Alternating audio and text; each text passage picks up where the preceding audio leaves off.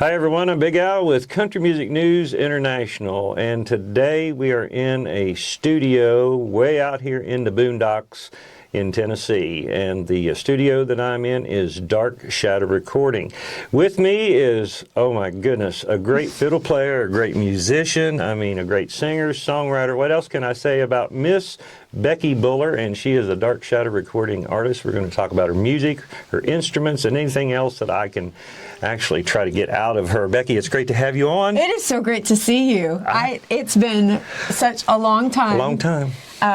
When you got here to the studio, I was asking you about trying to, place you.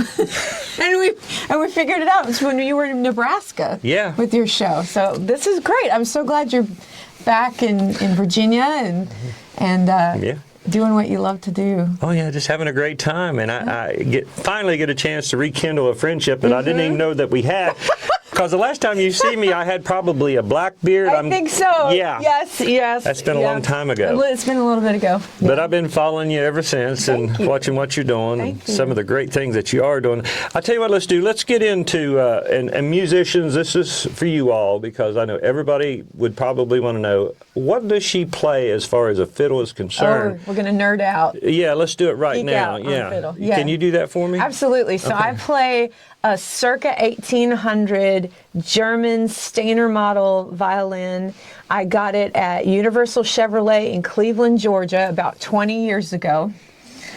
And Universal Chevrolet. It's true, yeah. So Mitch Simpson, who owned the car dealership, is a mandolin player, and he dealt in instruments in the upstairs of the car dealership. So and then he put on shows on the back lot. So he had a big bluegrass festival there. They did concerts and things, and I had come in for one of those, and ended up leaving with the fiddle that I have, and then also a 1931 Gibson LO guitar that I play quite a bit. Oh my gosh. Yeah, so I traded the fiddle that I had at the time and plus $500 for those instruments, and that was a wonderful investment. I love those instruments. And let's see, I use Garner Wilson bow, which is Garner Wilson was an English maker, and I use heavy gauge D'Addario helicore strings. Heavy gauge. Yes, with a Kaplan non-whistling E,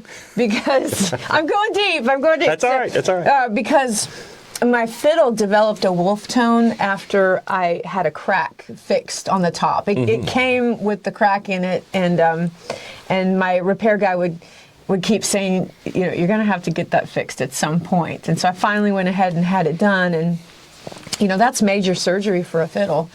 And it developed that wolf tone, which is just, you hit a note on one string and something resonates somewhere else that's not supposed to be happening.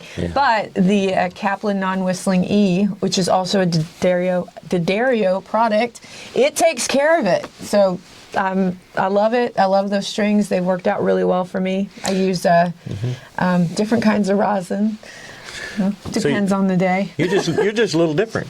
I'm just a little different, yeah. She likes to experiment, everybody. Well, you said you play guitar. I didn't really know that. I do know you play clawhammer banjo. Yes, yeah. I learned clawhammer banjo when I was going to school at East Tennessee State University in Johnson City, Tennessee.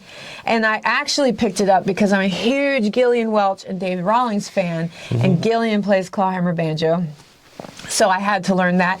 And I had actually tried to learn Scruggs style. It's still on my bucket list. But the circular picking motion was I just could not wrap my head around it. But with the bum ditty or doo-wacka, or it's the same pattern when you're playing old time banjo. That rhythm, do-wacka-do, is the same as one tater two, one tater. Oh, really? I didn't know that. Yeah. That we play on the fiddle. That's kind of like the building block of bluegrass and old time fiddle. Yeah. So I think that's why I was able to wrap my head around the clawhammer banjo, and so I play some of that. I still feel like I dog paddle and I kind of pose as an old time banjo player, because if I'm around real old time banjo players, they can tell that I'm not Yeah. 100% authentic. I'm a bluegrass picker posing as an old-time banjo player. But I love it. It's a great color, and it's so much fun to write songs with the clawhammer banjo in mind as accompaniment. Well, if they get your music, and we're going to be talking about that, they'll hear a little bit of that clawhammer banjo, and I think it's about as real as Dr. Ralph Stanley, but we'll compare it to that. I think that's good enough, don't you? Oh, yeah. Hey, he's going in the Banjo Hall of Fame this year. Oh, really? Yeah. Along with Ned Luberecki, who plays in my band. That's right, Ned. Yeah, I see Ned. He's going in there. And Kristen Scott Benson. Kristen Scott Benson. Oh, she was one of my dearest friends. And Bill Evans. Bill Evans, yeah. Been around for a long time. Yes. Well, I guess we all have now anyways. But, well, let's talk about your band for just a second, and we're going to get into your music. Yeah, I know you and Ned travel a lot together. We do, yeah. Is it just you two and you pick up other musicians? How do you work that? Well, I have a band, and I actually hired Ned to be in my band, and then I hired him to tell me what to do in my band. He's our road manager, as well as the banjo picker, and he drives for us. He says if he wasn't playing in a band, he'd probably be a trucker. Oh, really? Yeah, he likes driving. 40 years I've been doing that driving stuff. Maybe we'll have to get Ned, and we can bring you with me, and I'll take you riding my Peterbilt. Ooh. Yeah. That sounds like fun. You could write a song. Yeah. Yeah, you could, really. So yeah, Ned plays banjo in my band, and then Jacob Grootman is on guitar. Jacob was with a cutting edge bluegrass group on the progressive side of things called Front Country that was around for I don't know, about 10 years. They went on hiatus in 2020. And since then, he has been sitting in with people like the War and Treaty. They're big on the Americana scene. Lots of other artists. But I'm so glad that he wants to play music with me. He's a super talented guy. Really great guitar player. Can play any style that you want to hear. He was actually trained at Oberlin Conservatory of Music.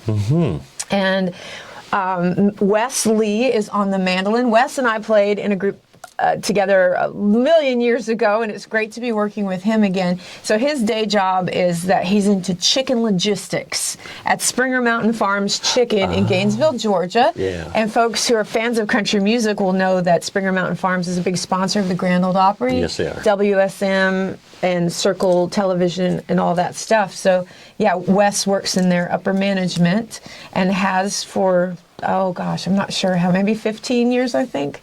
But fantastic mandolin player. He won the Merle Fest mandolin contest back in 2001. Yeah, that'd be tough. There's a lot of great musicians at Merle Fest. Yeah, and then finally, the Brute Squad on the bass. We have Daniel the Hulk Harden. We call him the Hulk because he gets a bass in his hands and he just smashes it. He just really gets into it. Great picker. And his day job is working at Jack Daniels. He's a master machine operator in the bottling plant. This is his 20th year there, but we're really glad that they let him off to play music with us. And they make up the Becky Buller Band. All right. Now, we're talking with Dark Shadow recording artist Becky Buller. And just for sakes, let's give out website and social media, and then we're going to talk about your music. Okay, thank you. So you can get to all my social media and my YouTube page and all that good stuff from BeckyBuller.com. And Buller is spelled just like it sounds. B as in boy, U-L-L-E-R, BeckyBuller.com. And thank you for checking out our tour schedule and coming to see us. You can find my lyrics there. All that good stuff. Lessons. I do lessons. I teach. Oh, do you? Okay. I teach a couple days a week.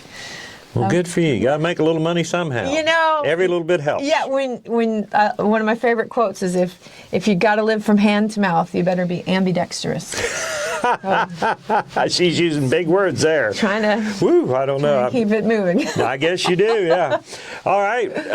Now I know that you've got actually two types of projects going on here. Let's talk about the first one. And a couple songs had been released. One was Mill Worker, which was a great cover tune from James Taylor, and then the other one was Wall Around Your Heart, and you did that with Jim Lauderdale.